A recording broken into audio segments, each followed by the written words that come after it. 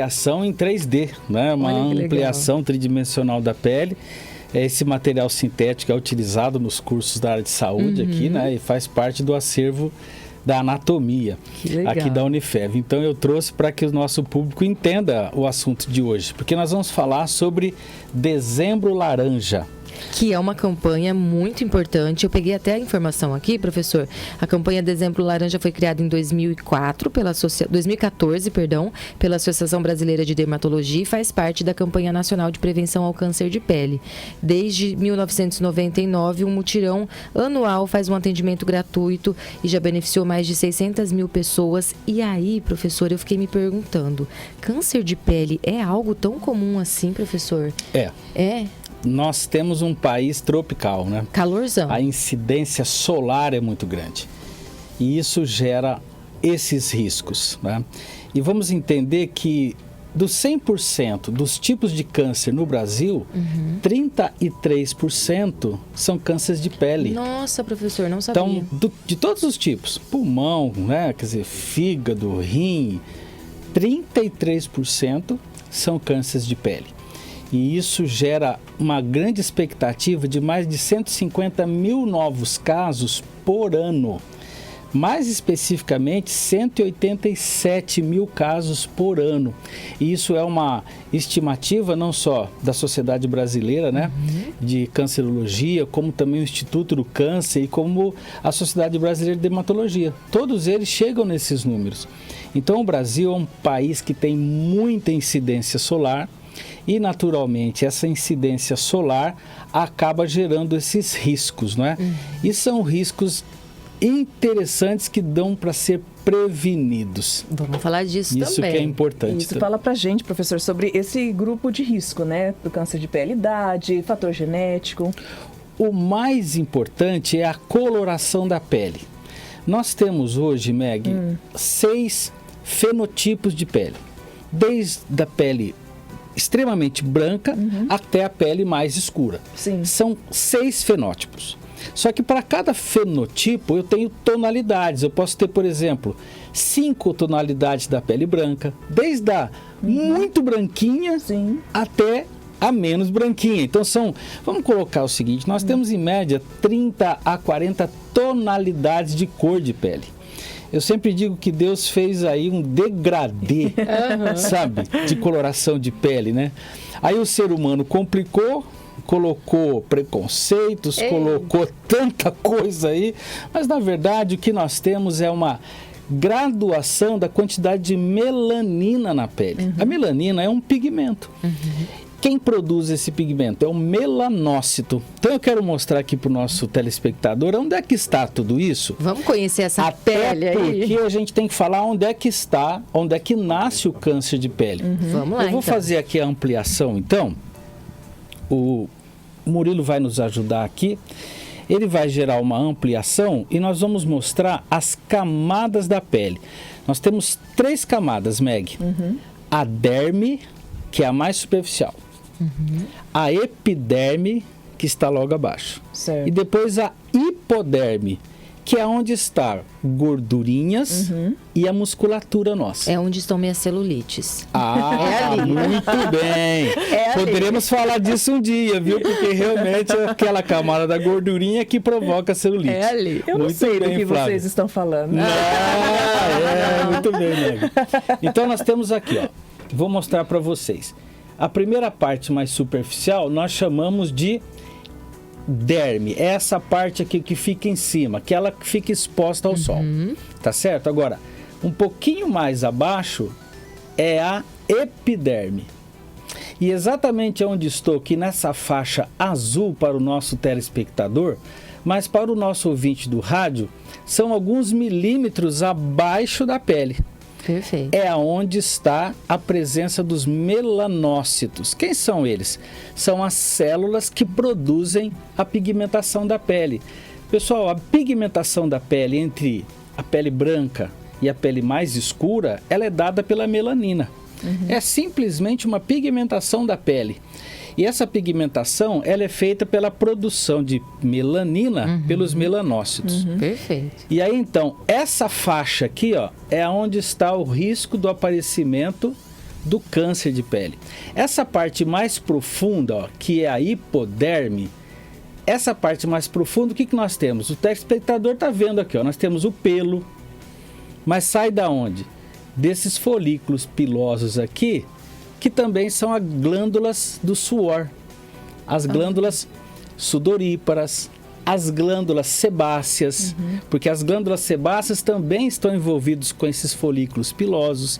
Então nós vamos ter vários ductos aqui, ó, um ducto aqui, outro ducto aqui, mais outro aqui. São ductos que geram ou o sebo, que vai dar uma proteção para a pele, aquela oleosidade natural, e vai gerar também a transpiração. Perfeito. Bom, então isso daqui não está relacionado ao câncer de pele.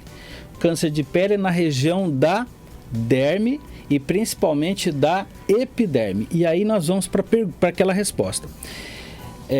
O câncer, ele é naturalmente, Meg, mais insidioso sobre as peles brancas. Então, quais são os fatores de risco? Coloração da pele. Peles brancas. Pessoas que têm cabelos loiros, olhos azuis, peles brancas com sardas, têm mais riscos. Aí, conforme a melanina vai protegendo mais a pele, eu tenho menores riscos de câncer. Então, as peles escuras e negras têm riscos muito pequenos. Inclusive, assim, qual é o nosso termômetro? Quem queima mais no sol? Quem fica exposto... O branquelão. Então esse tem riscos maiores. As pessoas que não queimam no sol é porque têm menores riscos, porque estão mais protegidas. Agora, Meg, hereditariedade. Ok. Também é um fator de risco. Sim. Se eu tive câncer de pele na família, eu preciso ficar atento. Se eu tive câncer e não sei se a minha família tem, investiga. Porque às vezes um avô Alguém teve, e aí naturalmente eu posso estar gerando esse risco para mim. E aí os cuidados têm que ser mais preventivos.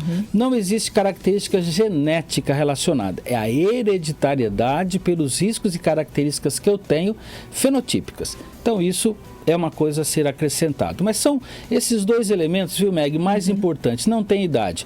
A questão, por exemplo, se a gente pensar que o idoso, ele tem uma pele mais fragilizada, ele também estaria nesse grupo de risco. Sim. Ok? Então, sendo esses três elementos, eu acho que é o risco mais comum.